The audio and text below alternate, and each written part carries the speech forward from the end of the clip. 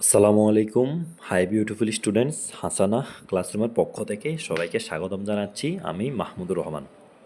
SSC 2026 পরীক্ষার্থী যারা আছো, তোমাদের পরবর্তী পরীক্ষা হচ্ছে সাধারণ বিজ্ঞান, কমার্স এবং আর্টস গ্রুপের স্টুডেন্টদের পরীক্ষা। সাধারণ বিজ্ঞান সাবজেক্ট থেকে তোমাদের 5টা সৃজনশীল আসবে। সিকিউতে, এসকিউতে আসবে 20 মার্ক, এমসিকিউতে আসবে 30 মার্ক, সর্বমোট 100 মার্ক। তো তোমাদের এখানে অধ্যায় আছে 6টা থেকে আমি জাস্ট তোমাদেরকে 4টা অধ্যায় করাবো। ওই 4টা অধ্যায় থেকে তুমি 5টা সৃজনশীল কমন পাবা ইনশাল্লাহ। এবং কি 4টা অধ্যায়ের কোনটা ওইটা সম্ভবত আমার পূর্ববর্তী সাধারণ বিজ্ঞান নিয়ে প্রায় 3টা ভিডিও দেওয়া আছে। প্রথম ভিডিওতে আমি তোমাদেরকে 4টা অধ্যায় কোনটা করাবো বলছি। দ্বিতীয় ভিডিওটাতে আমি মূলত তোমাদের সংক্ষিপ্ত সিলেবাসের যে আ অধ্যায়গুলো আছে, ওগুলোতে যে সূত্রগুলো আছে, ইন্ডিভিজুয়ালি একটা ভিডিও প্রোভাইড করছি সূত্রগুলো নিয়ে একসাথে, যেন তোমাদের খুঁজতে কষ্ট না হয়। সর্বশেষ যে ভিডিওটা দিয়েছিলাম ওখানে হচ্ছে যে তোমরা 4টা অধ্যায় থেকে কোন সৃজনশীলগুলো করলে একবারে 100% 5টা সৃজনশীল কমন পাবা তা দেখিয়েছি 3টা টাইপের ভিত্তিতে। তো তোমাদেরকে ওই ভিডিওগুলো দেখার জন্য রিকোয়েস্ট রইলো। চলো আমরা শুরু করি। শুরু করার আগে তোমাদের কাছে একটা নিবেদন, ওইটা হচ্ছে যারা এখনও চ্যানেলটা সাবস্ক্রাইব করে নাই, চ্যানেলটা সাবস্ক্রাইব করে পাশে থাকা বেল আইকনটা ক্লিক করে রাখবা, যেন ভিডিওগুলো আপলোড দেওয়ার সাথে সাথে নোটিফিকেশন চলে যায়। তোমাদের বন্ধুবান্ধব বা ছোটো ভাই বোন যারা আছে এসএসসি 27 এবং 28 ক্যান্ডিডেট, ওদের সাথে শেয়ার করবা, যেন তোমাদের মতো ওরা উপকৃত হতে পারে। চলো আমরা শুরু করি।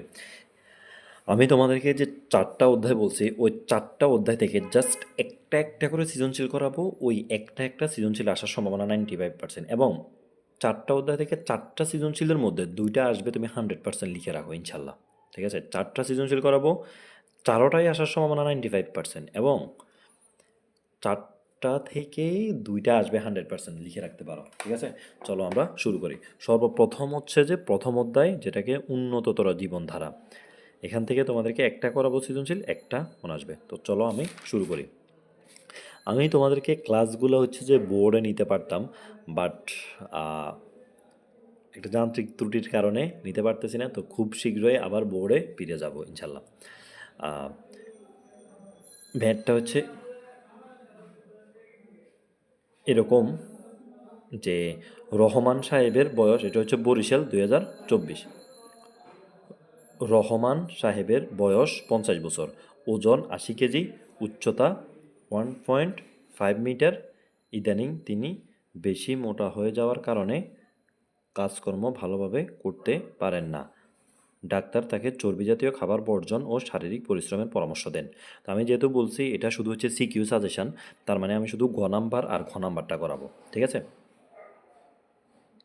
প্রথম অধ্যায় থেকে তোমাদের এই ভরসূচি, যেটাকে বিএমআইও বলা হয়, ভরসূচিটাকে কি বলা হয়, যেটাকে বিএমআই নামেও অভিহিত করা হয়, বিএমআই। গ নাম্বারে বিএমআই আসবে, এটা একবার 100% কনবান্ধব, এটা আসেই ম্যাথ একটা। আর ঘ নাম্বারে বলবে ডাক্তারের পরামর্শ কতটা গ্রহণযোগ্য হয়েছে। তো বিএমআই এর সূত্র আমি তোমাদেরকে গত ভিডিওটাতে প্রথম অধ্যায়, দশম অধ্যায়, একাদশ অধ্যায়, 3টে অধ্যায় সবগুলো সূত্র একসাথে প্রোভাইড করছি। তোমরা ভিডিওটা দেখে নিলে একেবারে পুঙ্খানুপুঙ্খভাবে সূত্রগুলো বুঝে যাবা। আসলে আমি তোমাদেরকে দেখাই, বিস্তারিত লং না করে ভিডিওগুলো 10 মিনিটের ভিতরে শেষ করে দেওয়ার চেষ্টা করবো ইনশাল্লাহ, এবং পারবো আমি অবশ্যই। তো দেখো গ নাম্বার, আমি উদ্দীপক হতে আগে লিখে নিব ওজন কত কেজি। ওজন হচ্ছে 80 কেজি। উচ্চতা কত কেজি? উচ্চতা 1.5 মিটার।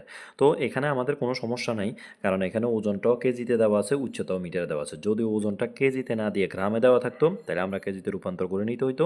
উচ্চতাটা মিটারে না দিয়ে যদি সেন্টিমিটারে থাকতো তাহলে আমরা সেন্টিমিটার থেকে এটাকে মিটারে রূপান্তর করে নিতে হইতো। তো যেহেতু এখানে সরাসরি দেওয়া আছে তাহলে আমাদের কোনো আর ঝামেলা নেই, আমরা জাস্ট সরাসরি সূত্রটা বসাই দেব। ভরসূচি, ভরসূচি হচ্ছে দেহের ওজন কেজি, মানে ওজনকে কেজিতে, দেহের উচ্চতাকে মানে উচ্চতা হোল স্কয়ার, যেটাকে মিটার স্কয়ার করতে হবে। ঠিক আছে? সূত্র হচ্ছে এটা। তো ওজন কত? 80, আর উচ্চতা 1.5 হোল স্কয়ার। তো জাস্ট তুমি এটাকে শুরুতে 1.5কে হোল স্কয়ার করবা, করার পরে 80 দ্বারা ভাগ করবা, আনসার বের হবে 35.56। ঠিক আছে? 35.56। তাইলে অতএব রহমান সাহেবের ভরসূচি, যেটাকে বিএমআইও বলা হয়, ভরসূচি বা BMI, body mass index 35.56। Just এই কাজটা করতে পারলেই তুমি 3-এ 3 পেয়ে যাবা। ঠিক আছে? এরপর আসো পরবর্তী কোশ্চেনটা, উদ্দীপকের আলোকে ডাক্তারের পরামর্শ কতটা গ্রহণযোগ্য হয়েছে ওইটা বিশ্লেষণ করো। তোমাদের ঘ নাম্বারে বর্ষসূচি আসবে, ঘ নাম্বারে এটা আসার সম্ভাবনা অনেক বেশি। তো দেখো উদ্দীপকে ডাক্তারের পরামর্শ কী দিয়েছেন, আমরা এখন ওইটা দেখব। এখানে উদ্দীপকে ডাক্তার ডাক্তার সাহেব উদ্দীপকে রহমান সাহেবকে ডাক্তার নিয়মিত শারীরিক পরিশ্রম ও চর্বিমুক্ত খাবার খেতে পরামর্শ দেন। কারণ উদ্দীপকে আমরা দেখেছি কি রহমান সাহেবের বয়স 50 বছর, ওজন 80 কেজি, উচ্চতা এত মিটার। ইদানিং তিনি বেশি মোটা হয়ে যাওয়ার কারণে কাজকর্ম ভালোভাবে করতে পারেন না। ডাক্তার তাকে খাওয়ার বর্জন এবং শারীরিক পরিশ্রমের পরামর্শ দেন। এটা কতটা গ্রহণযোগ্য তা এখন আমরা বিশ্লেষণ করব ইনশাল্লাহ। তো দেখো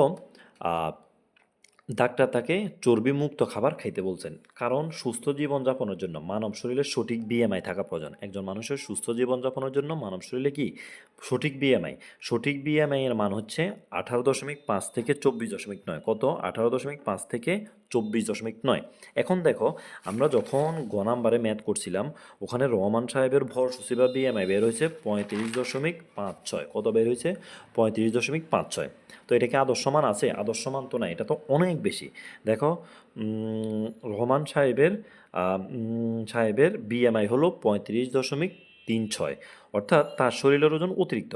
শরীরের ওজন খুব বেশি বেড়ে গেলে মানুষের উচ্চ রক্তচাপ, হৃদরোগ, অবসাদগ্রস্ত ইত্যাদি নানা রকম রোগে আক্রান্ত হয়। সুস্থভাবে তাকে জীবনযাপন করতে হলে তাকে খাবারের পরিমাণ কিছুটা কমাতে হবে, চর্বি জাতীয় খাবার এড়িয়ে চলতে হবে। সবচেয়ে গুরুত্বপূর্ণ বিষয় হলো তাকে নিয়মিত ব্যায়াম করতে হবে। বিষয়গুলো খুবই সিম্পল, তোমরা 2বার পড়লেই পারবা।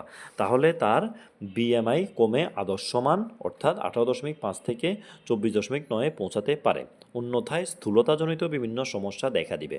খাদ্যাভ্যাস নিয়ন্ত্রণ ও নিয়মিত ব্যায়াম করে বিএমআই পরিবর্তন তথা আদর্শ মানে আনতে পারলেই রহমান সাহেব সুস্থ জীবনযাপন করতে পারে।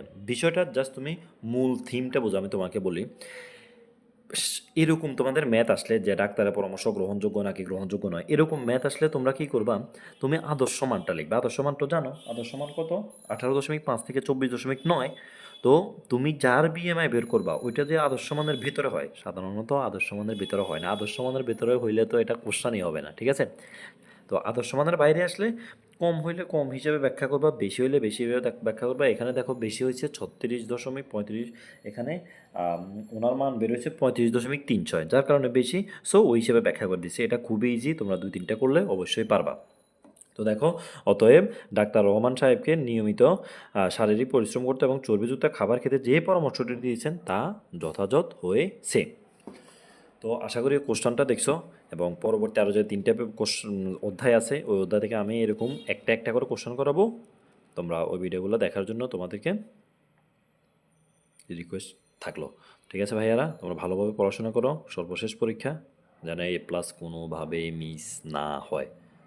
সবাই ভালো থাকো, সুস্থ থাকো। আল্লাহ হাফেজ, আসসালামু আলাইকুম।